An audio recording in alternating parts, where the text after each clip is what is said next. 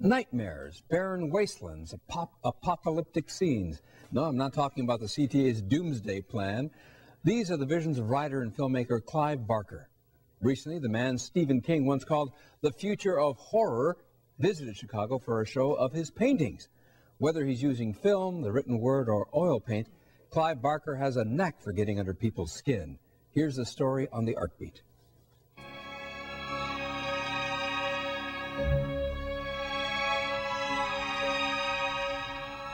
I write with my head, I paint with my heart and my gut. I have never been terribly interested in what we loosely call horror fiction or horror painting, if there is such a thing. Nothing in this gallery is intended to frighten. It may be intended to disturb or surprise or to push people's buttons so they re-examine the way they think about the world a little bit, but horrify, no.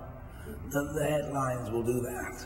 Before his painting career took off, Clive Barker made headlines in the 1980s with a collection of stories called Books of Blood. He hails from Liverpool, Penny Lane to be exact. He now lives in California and has fan clubs all over the world. This is his first show of paintings in Chicago. My being here is kind of rare. It's very seldom that I will stray very far from my studio. Last night I must have filled 6 or 7 pages with little notes of dreams that I had, which is a very common source for my images. Pinhead, for instance, from the Hellraiser movies, appeared first in a dream. We'll tear your soul apart. Pinhead is the indelible demon from Barker's debut film, which he wrote and directed and has spawned 7 sequels. A remake is in the works. Movies are a collaborative business, and there isn't the purity that you get when you're writing a book or you're painting a picture. Nobody's getting in my way when I paint a picture. Nobody is looking over my shoulder and saying, oh, you can't do that, we can't afford it.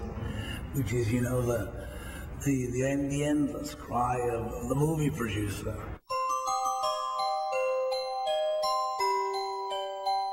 Very often I will paint in a color and leave it to dry, and then put a country color on top. Leave that for a day or two, and then scratch with a steak knife through the top surface to the surface below. Some of the alien landscapes and creatures he creates later inspire scenes in a series of books he's writing called Aberrat.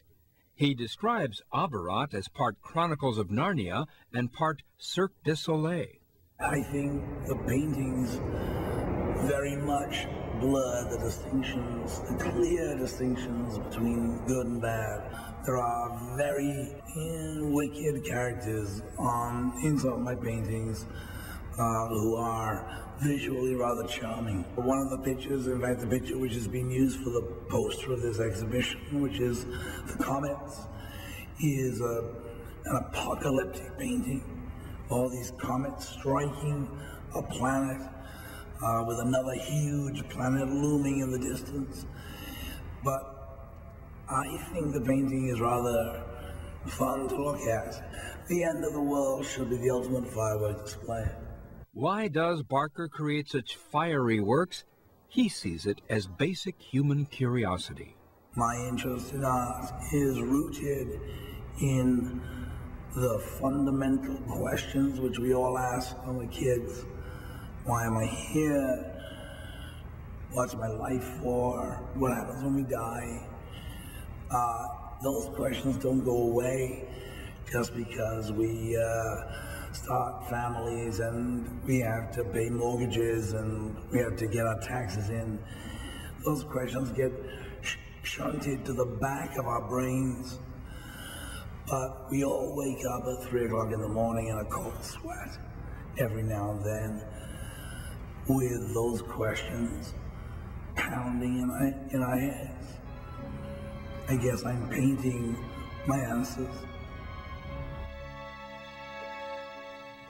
The paintings of Clive Barker are at the Packer Schopf Gallery through February 16th. The gallery is located at 942 West Lake Street in Chicago. You can find out more on our website. And we're back.